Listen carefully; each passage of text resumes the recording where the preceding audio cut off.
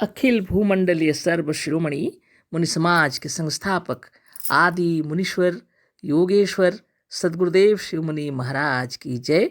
उपस्थित मुनि वृंद, साधु सज्जन वृंद, संत वृंद, साधक वृंद, आध्यात्म ज्ञान के जिज्ञासुओं और प्रेमियों, सभी श्रोता वृंद, आप सबको मेरा कोटिशः नमन, सप्रेम जय जीव।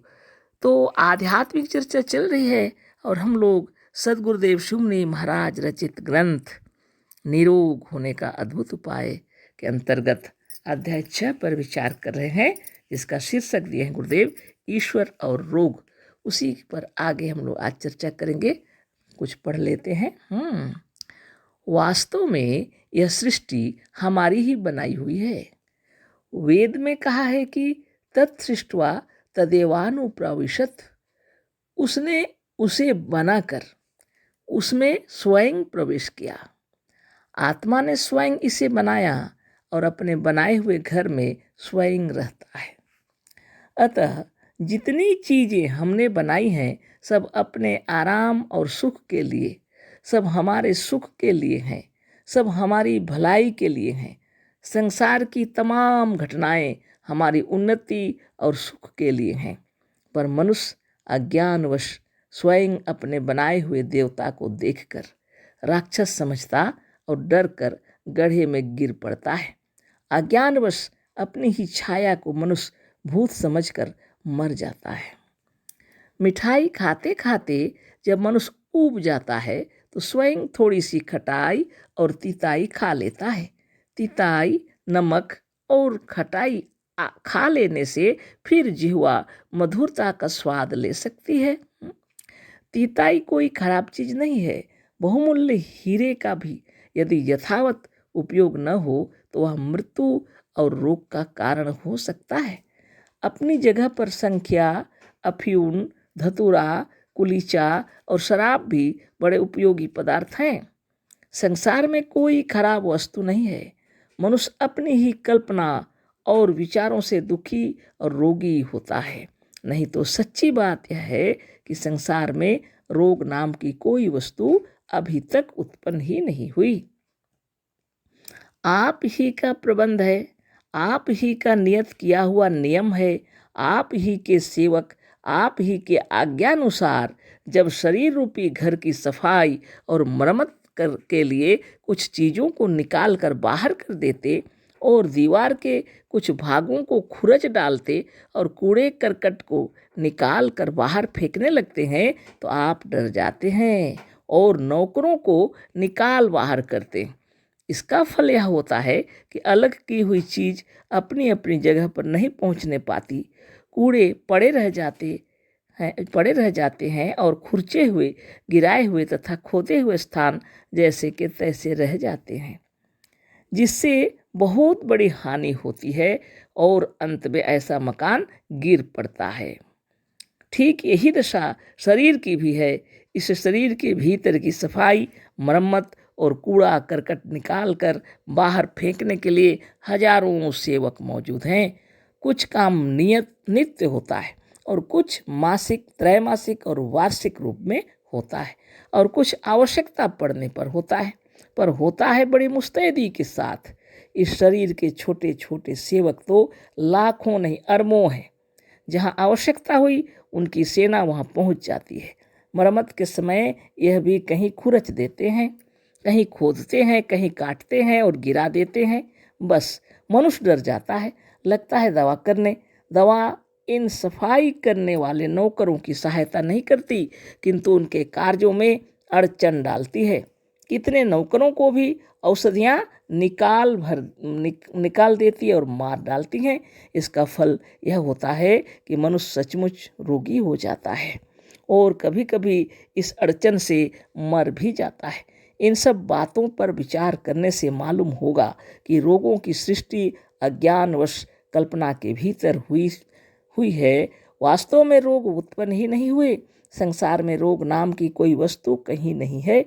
जो वस्तु वास्तव में नहीं है उसी से डर कर, उसी की भावना करके मनुष्य दुखी हो रहा है। रोगों से डरना छोड़ दो। जिससे मनुष्य डरता है वही वस्तु दिमाग के भीतर जड़ जमा लेती है। दिमाग के भीतर आ जाने से मनुष्य उसी का बार बार ध्यान करता है, और जिसका मनुष्य ध्यान करता है वही वह हो जाता है। अतः रोगों को दिमाग और मन से निकाल डालो। इस भूत से डरना छोड़ दो। रोग को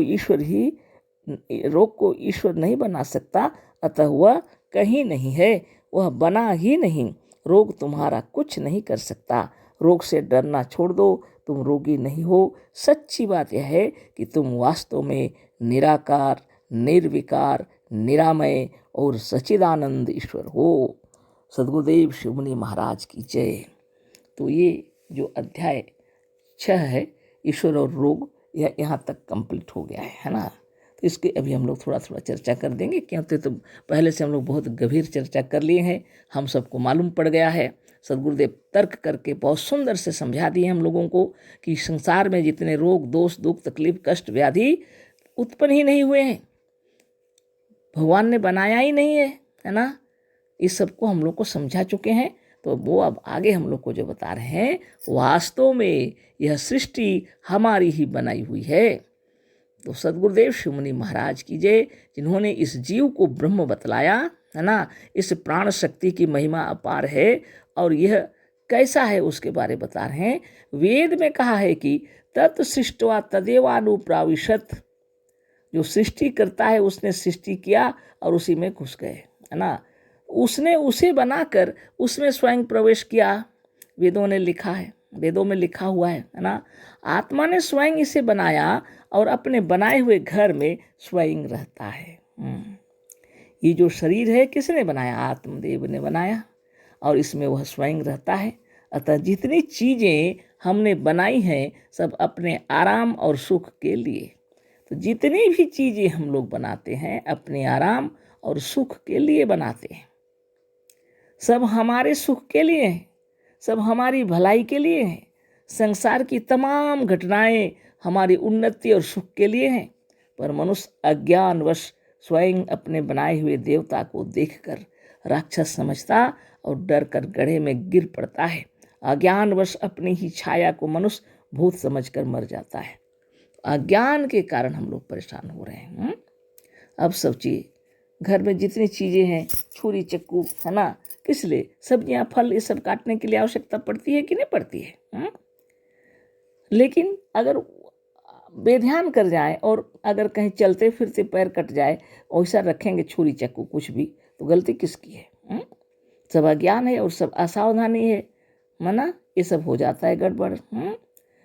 अब मिठाई खाते खाते मनुष्य जब ऊब जाता है तो स्वयं थोड़ी सी खटाई जरूर खाएगा, तीताई भी खाएगा। तीताई, नमक और खटाई ये सब लेने के बाद अब इच्छा होगी और थोड़ा मीठा भी खा ले। तो किसने बनाया? सब खटाई, तीताई, मिठाई, नमक, मिर्च सब हमने बनाए हैं, है ना। हमारी आवश्यकता है। खाना पीना जो बनाते हैं वो ऐसे सुंदर से इनको मिलाकर बनाते हैं कि हम लोग आनंद विभोर होकर खाते हैं। तो ये सब चीज़ें खराब है क्या? अच्छी हैं समय अनुसार, है ना। छोटा नन्हा बालक वो मिर्च खाएगा क्या? नहीं खाएगा, है ना। उसको खिलाएंगे तो रोएगा, है कि नहीं। ये ही जब बातें हैं। अपनी जगह पर संख्या, अफीम, धतूरा, कुलीचा और शराब भी बड़े उपयोगी पदार्थ है। सद्गुरुदेव बता रहे हैं, देखिए ये सब चीज़ें जो हैं औषधि बनाने के काम में आती हैं, है ना। तो आदमी, अब मनुष्य इसको ऐसे ही खाएगा, गलती किसकी है बताइए? अब कोई ऐसे खाने की चीज़ नहीं है ये। संख्या हुआ, अफ्यून हुआ, धतूरा, कुलीचा, कुचिला और शराब, ये सब लोग ऐसे पी जाएंगे, ऐसे ही खा जाएंगे तो अवश्य हानि पहुंचाएगा। ये किसी कारण से, किसी तरीके से अगर शरीर में कोई तकलीफ है उसको दूर करने के लिए कुछ जड़ी बूटियों के साथ जब इसको दिया जाता है तो मनुष्य के शरीर का तकलीफ दूर होता है ना। तो अज्ञान में हम लोग बीमार हो रहे हैं, इसकी आवश्यकता है, इसको तरीके से बनाया जाएगा। इसलिए आत्मदेव ने इन सब की रचना की है। संसार में कोई खराब वस्तु नहीं है, तरीका मालूम होना चाहिए, है ना। मनुष्य अपनी ही कल्पना और विचारों से दुखी और रोगी होता। हम लोग अपनी ही कल्पना से और विचारों से रोगी होते हैं, दुखी होते हैं। नहीं तो सच्ची बात यह है कि संसार में रोग नाम की कोई वस्तु अभी तक उत्पन्न ही नहीं हुई। ईर्षा, द्वेष, छल, प्रपंच, कपट, ये जो रीति रिवाज हम लोग अपने आत्मा के साथ करते हैं ना, ये हम लोग बीमार हो जाते हैं। है ना। तो इसी को शुद्ध, निर्मल और निरामय करने के लिए यम का पालन करना चाहिए। अहिंसा, सत्य, अस्तेय, ब्रह्मचर्य, अपरिग्रह, है ना। और शरीर को स्वास्थ्य सुंदर बनाने के लिए शौच, संतोष, तप, स्वाध्याय, ईश्वर प्रणिधान। और फिर ब्रह्म तत्व को प्राप्त करने के लिए अपने ध्यान मगन होकर आसन, प्राणायाम, प्रत्याहार, धारणा, ध्यान और समाधि का पालन करना पड़ता है। तब जाके आपके हृदय में ब्रह्म ज्ञान जो छुपा हुआ है उदय होने लगेगा। आपको स्वयं वह ज्ञान हो जाएगा जो आपको सद्गुरुदेव देना चाह रहे हैं, है ना। ऐसे तो साधारणतः किसी को यह मालूम नहीं होगा कि यह भावना करने से बीमारी छूट जाती है, लेकिन जो करेंगे तो मालूम हो जाएगा कि बाप रे बाप, अद्वितीय, है ना। ये कैंसर भी ठीक हो जाता है ना। असाध्य बीमारी ठीक हो जाती हैं। जो कहीं पर औषधि जहाँ काम नहीं करता है वहाँ पर ये योग साधन काम करता है ना। दुनिया में जितने एड्स बोल करके लोग बोलते हैं, जहाँ कोई औषधि काम नहीं करती है, जहाँ जीवनी शक्ति नष्ट हो जाती है, वो सारे दुख तकलीफ सब दूर हो जाते हैं आत्मा के विचारों के अंदर। आप उसके अंदर यह डाल दीजिए, हम हैं अमर निरोग हैं, हम सर्वशक्तिमान हैं। गुरु से प्रणव सीख लेना चाहिए, नित्य करना चाहिए, सारी व्याधियाँ दूर हो जाएंगी, हमारे विचार भी शुद्ध हो जाएंगे, आचार विचार व्यवहार शुद्ध हो जाएगा, दुनिया में आनंद से हम लोग रहेंगे, है ना। कल इस पर फिर चर्चा होगी। अशेष धन्यवाद, कोटि से नमन। सद्गुरुदेव शिवमुनि महाराज की जय। सप्रेम जय जीव।